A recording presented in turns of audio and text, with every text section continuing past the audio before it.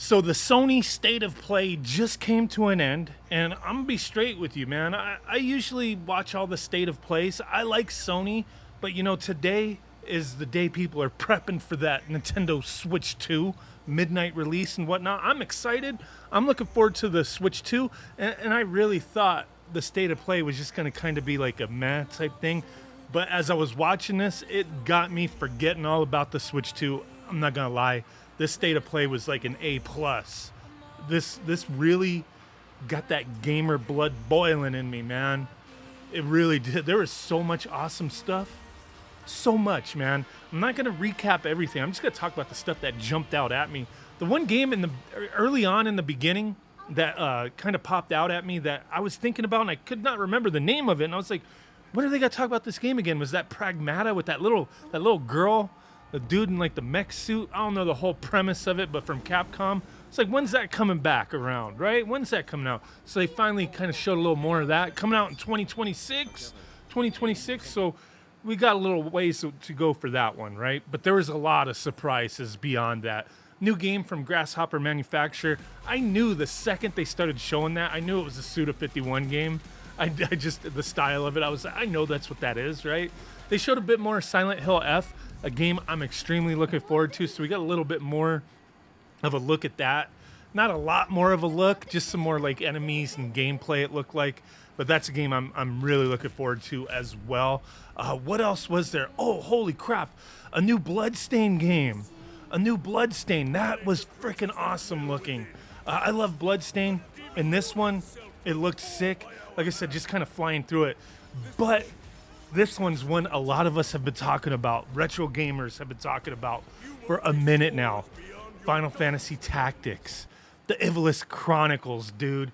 So this one. Oh, to circle back that Bloodstained game, I just pulled it up. It's called The Scarlet Engagement. That looks sick, dude. That looks sick. But okay, Final Fantasy Tactics, the Ivalice Chronicles. So this is going to be like a lot of their other like remasters that Square's been doing. And 100% this is going to be multi-platform. A lot of these games are going to be.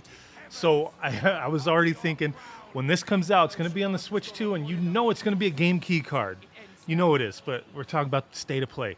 Back on track here with Sony. But what they're going to do is like have where you could play the original version and the enhanced version. So the enhanced version is going to have fully voiced dialogue, optimized updated UI, graphical improvements, and other quality of life stuff, including the more accessible Squire difficulty settings, making the enhanced version a good starting point for first-time players. So that's kind of cool. Then they also have that, the classic version, which they say unites the graphics and gameplay of the original 97 version with the renowned War of the Lions translation. So kind of, putting that together. That's pretty cool. So, yeah, really looking forward to that. Definitely a game I really enjoyed back on the PS1. The War of Lions version I played, but it was more the PS1 version that I was really into and put more time into and really remember that version. I know the retranslation of the War Alliance one, maybe a lot more people prefer. I don't know. I'm not sure with that one. But what else did we have? Everybody's Golf, Hot Shots. I always liked Everybody's Golf. I know it's not everyone's cup of tea, but that looked neat. Like if you pre-order, I know not everybody's in the pre-orders, but it was like, oh, if you pre-order, you get Pac-Man as a golfer. So, okay, I guess it's like an early unlock. You're going to be able to get them another which way, right? That game, it's got like weather effects, all sorts of stuff. It's a game I always enjoyed, so I wanted to, like I said, I'm talking about games that I thought were interesting. Everybody's Golf's a game I always liked, so hell yeah, dude. Ninja Gaiden Ragebound, game looks sick, dude. Always like Ninja Gaiden. That game's looking awesome. But another surprise, Mortal Kombat Legacy Collection. Dude. So I already have, like, I think on Steam, on PC, the Mortal Kombat Collection.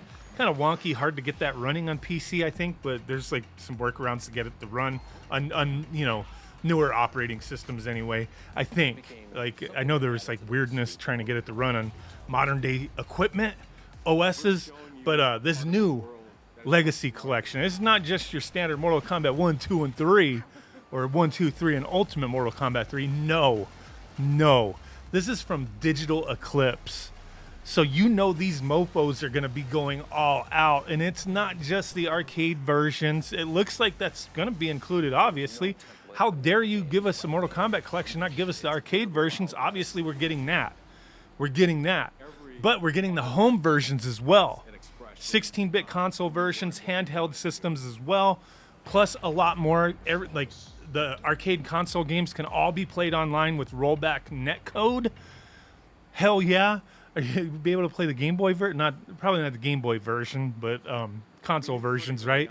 So the list of the playable games so far that they've announced. You got Mortal Kombat 1, arcade, Super Nintendo, Genesis, Game Boy, and Game Gear. I played the crap out of this game on the Game Gear, and Mortal Kombat 2. I remember playing those ones on the Game Gear. I played them on Super Nintendo as well.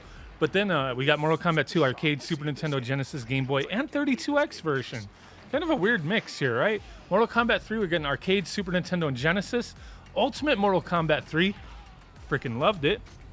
We're missing one game I'm not seeing on this list that I absolutely love, but we got Ultimate Mortal Kombat 3 arcade, Super Nintendo. Mortal Kombat 4, the arcade version. No Mortal Kombat trilogy so far. I don't see it on the list. That's one I remember. It was on PS1 and Nintendo 64. And I freaking loved that game, dude. I remember getting a little guide at like EB Games. It was like a little book like this, and it had all the moves and everything, and all the fatalities in it. I remember going over there instead of buying it. I don't know, it was like $10. So I couldn't afford it. I'm just like, oh, let me write down these fatalities real quick. I don't know, whatever, dude. But then we're also getting Mortal Kombat Advance, which is a Game Boy Advance game. Mortal Kombat Deadly Alliance. They say the Game Boy Advance version, right? Isn't there other versions of that? Why is it only the Game Boy Advance one so far? This is listed on the PlayStation blog, so I don't know what other games versions they're going to include, but they haven't announced everything so far. And then Mortal Kombat Tournament Edition, the Game Boy Advance version of the game. Okay, so they have other secrets that they're keeping under wraps. They'll be telling us soon, or at some point, but that's coming out this year, they say. This year, so that's freaking awesome. Also along with that, they talked about Project Defiant, which is the first. It kind of looked neat, but I don't know. Quality-wise, we'll have to see, man. It's the first wireless fight stick designed by Sony Interactive Entertainment for the PlayStation, for PS5 and PC. It's wireless. It uses the PlayStation Link technology, so we'll have to see.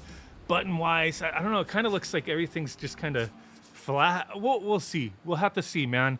I don't know if they have price listed for that. Kind of scrolling through. I don't see price point yet. There's going to be a PS Link USB adapter, ultra low latency. It's going to have a sling carry case that comes with it. It's going to launch next year.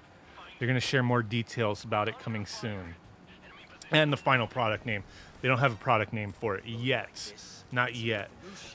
They also announced Metal Gear Solid Delta Snake Eater coming out August 28th, and then kind of teased in there Metal Gear Solid Online. So I know a lot of people are excited about that, so that's going to be pretty cool. And then there was a PSVR2 game. I think there might have been a couple things that had PSVR2 kind of like, it might be where you could play it in it, but nothing really was popped out as like, hey, this is a PSVR2 game. But they did have one PSVR2 game that they showed. They really need to amp this stuff up if they want to be selling these things, which I really don't think they're going to be. But they did show one, and it was Thief VR. It looks neat, but it's not. I really like a lot of these games that come out for VR. They all look the same to me. There's not a lot that just pops out and is like, oh, holy crap, this looks amazing. It looked neat. It's probably going to be fine, but it didn't really seem like I don't want to knock it. It didn't seem anything like special. It didn't stand out.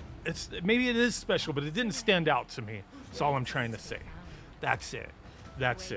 And then after that, there was this game that I was like, what the hell is this? I'm always intrigued by like pirate games and games that are like on the ocean and stuff like that. Like games with water. I'm always intrigued by water in games. Like ever since like the Nintendo 64 with Wave Race and stuff like that, and then like even up until now, like Sea of Thieves and games like that in the ocean with the water, just all that, it always intrigues me to see that kind of stuff. But this game, I was like, what is this, dude? The style was freaking awesome. And then you got like closer look at these characters. They almost look like marionette, like puppets almost, but not really. They're like wooden featured characters. They're like pirates out on the ocean. There's like mermaids, little sea creatures, dragons and stuff. It looked neat, man. It was called Sea Remnants. It looks really interesting, coming out in 2026.